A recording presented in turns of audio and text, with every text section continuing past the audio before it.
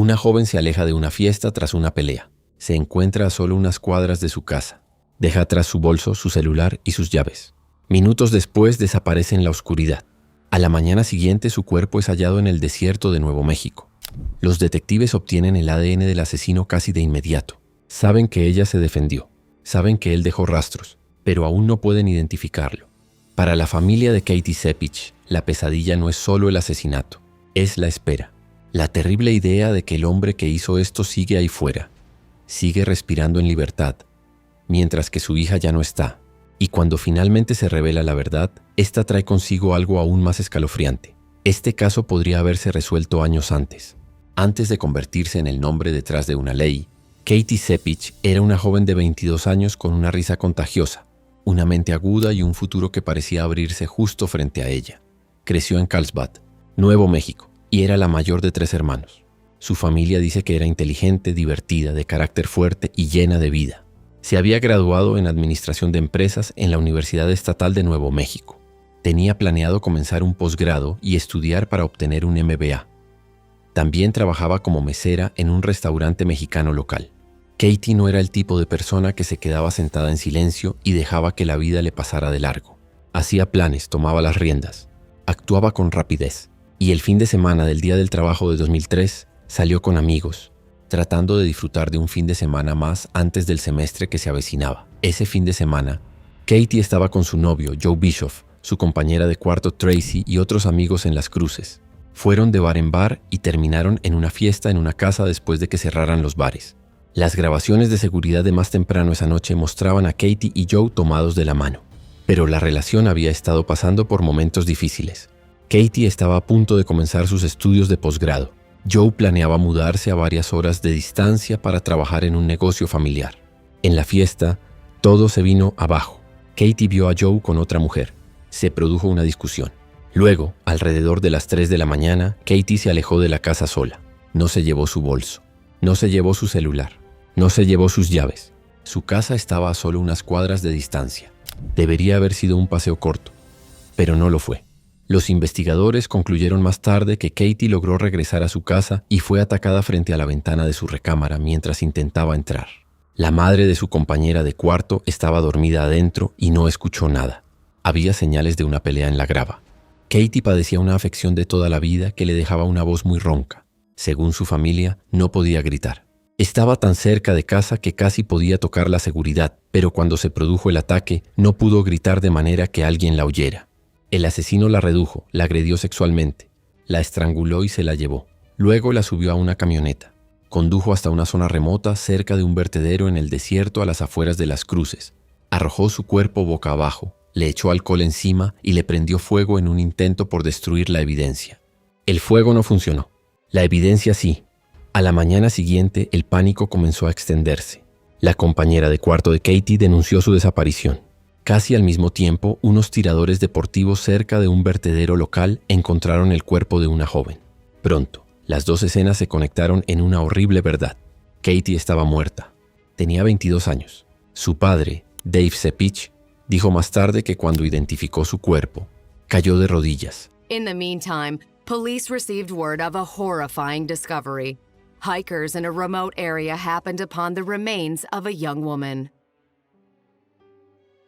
The body was mostly nude, face down. Her pants had been dropped between her legs.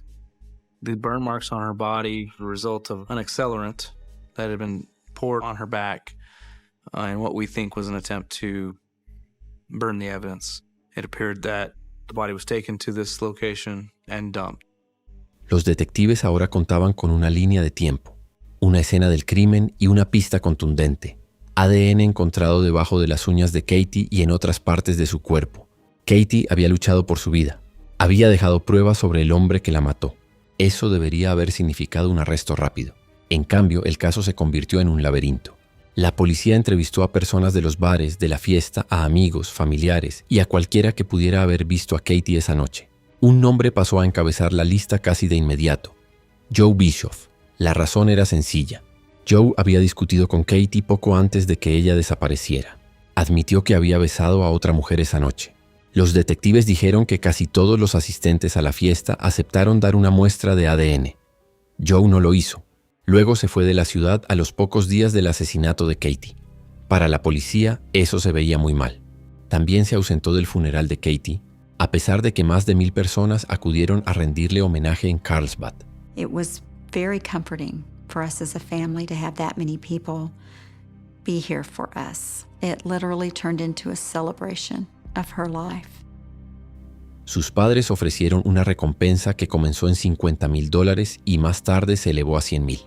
Los detectives sospechaban tanto de Joe que, según informes posteriores, incluso ocultaron una cámara cerca de la tumba de Katie, con la esperanza de que la culpa lo llevara hasta allí. Pero la sospecha no es una prueba. Finalmente, los investigadores obtuvieron el ADN de Joe de las sábanas de Katie. Los resultados lo exoneraron. Él no había matado a Katie. Eso dejó a los detectives con el peor tipo de problema. Tenían el ADN del asesino, pero ningún nombre asociado a él. La muestra se ingresó en CODIS, la base de datos nacional de ADN. Ninguna coincidencia, ninguna respuesta, nada. El asesino de Katie no era alguien de su círculo social. No era un exnovio con un motivo obvio. Era un desconocido. Los meses se convirtieron en años. Había que verificar cada pista. Para los padres de Katie, el silencio era agobiante. Sabían que el hombre que había hecho esto había dejado su ADN en el cuerpo de su hija y aún así se las había arreglado para desaparecer y volver a la vida cotidiana. ¿Cómo es posible?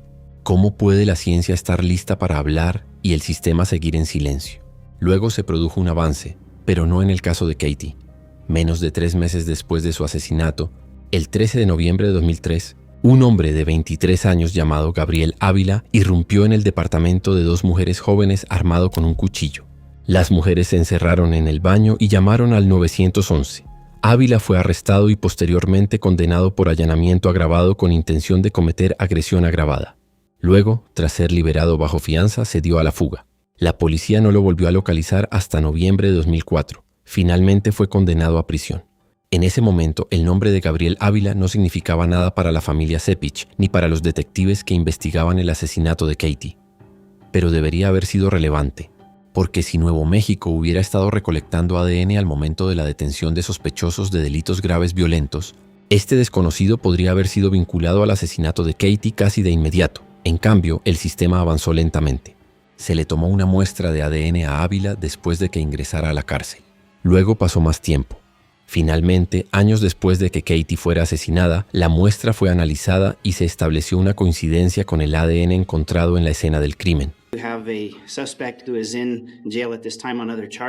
De repente, todo cambió. Los detectives tenían a su sospechoso y era alguien a quien Katie probablemente nunca había conocido antes de esa noche. Los investigadores localizaron la camioneta que Ávila había usado en el momento del asesinato. Dentro de la consola central encontraron uno de los anillos de Katie. También localizaron las llantas originales de la camioneta, que coincidían con las huellas de llantas encontradas cerca del lugar donde habían abandonado su cuerpo. El caso que parecía estancado finalmente comenzó a avanzar a toda velocidad. El ADN había hablado, la camioneta había hablado, el anillo había hablado, y todo apuntaba en una sola dirección: Gabriel Ávila. Cuando la policía lo interrogó, Ávila confesó: Today, we are rejoicing that it looks like we have the person who killed our daughter. It was a gift to her and to her family and friends that her killer had finally been discovered. Dijo que había estado en el vecindario de Katie buscando cocaína mientras su esposa estaba fuera de la ciudad. Afirmó que casi atropella a Katie con su camioneta después de que ella saliera de la fiesta. Se detuvo y le preguntó si necesitaba ayuda. Ella le dijo que no podía entrar a su casa porque no tenía su bolso. Un poco más tarde, la volvió a ver afuera de la casa. Se detuvo de nuevo. Entonces, según su propio relato, algo cambió. La atacó. Más tarde le dijo a la policía que ella se resistió un poco y que por alguna razón decidió estrangularla. Dijo que una vez que sus manos se cerraron alrededor de su cuello, no pudo soltarla. Después de eso, la subió a la camioneta, llevó su cuerpo al desierto e intentó quemar las pruebas. No había ningún rencor de larga data. No había antecedentes entre ellos. Katie se cruzó en el camino de un depredador en un momento de mala suerte, y eso fue suficiente para arrebatarle la vida. El arresto trajo alivio, pero no paz. En mayo de 2007, Gabriel Ávila se declaró culpable de homicidio en primer grado, violación, secuestro y alteración de pruebas. Fue condenado a 69 años de prisión. No podrá solicitar la libertad condicional hasta que haya cumplido 30 años de su condena. Avila was charged with first-degree murder, first-degree kidnapping, rape. He pled guilty to every single charge. There was no plea bargain in this case whatsoever. La familia de Katie por fin tuvo una respuesta a la pregunta más importante de todas. ¿Quién? Pero esa respuesta condujo directamente a la siguiente pregunta. ¿Por qué tardó tanto? ¿Por qué la policía tenía el ADN del asesino desde 2003, pero no supo su nombre hasta años después? La madre de Katie, Yayan Sepich, se negó a dejar que esa pregunta quedara sin respuesta.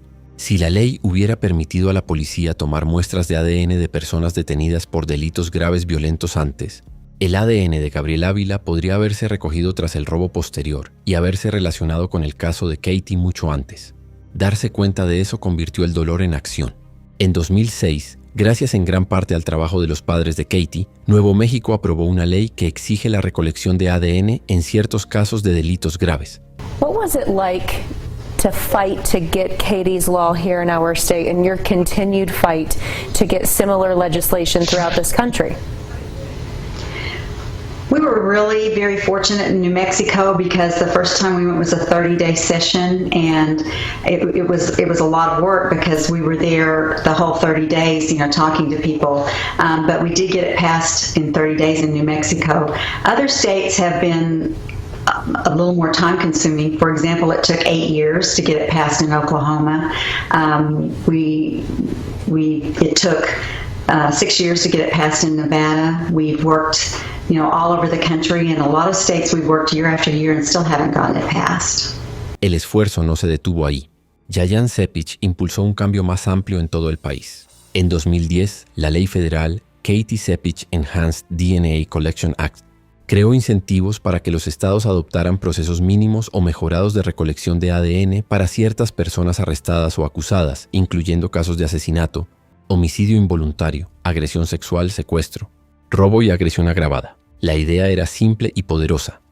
Si se toman huellas dactilares al momento del arresto, ¿por qué no el ADN, la herramienta más precisa con la que cuentan los investigadores? La ley de Katie no pudo salvar a Katie. Su familia siempre ha sido sincera al respecto. Pero podría ayudar a detener antes al próximo depredador. Podría resolver casos más rápido. Podría exculpar a personas inocentes, identificar a los culpables y evitar que los delincuentes peligrosos se escapen mientras las familias esperan en agonía. Y eso es todo por hoy. ¿Qué opinas de la historia de Katie? ¿Crees que la ley de Katie debería aplicarse en todos los estados? Deja tus comentarios abajo, los leo todos. Si esta historia te conmovió, dale al botón de me gusta y suscríbete para leer más historias de crímenes reales. Mantente a salvo, mantente alerta y nos vemos en el próximo episodio.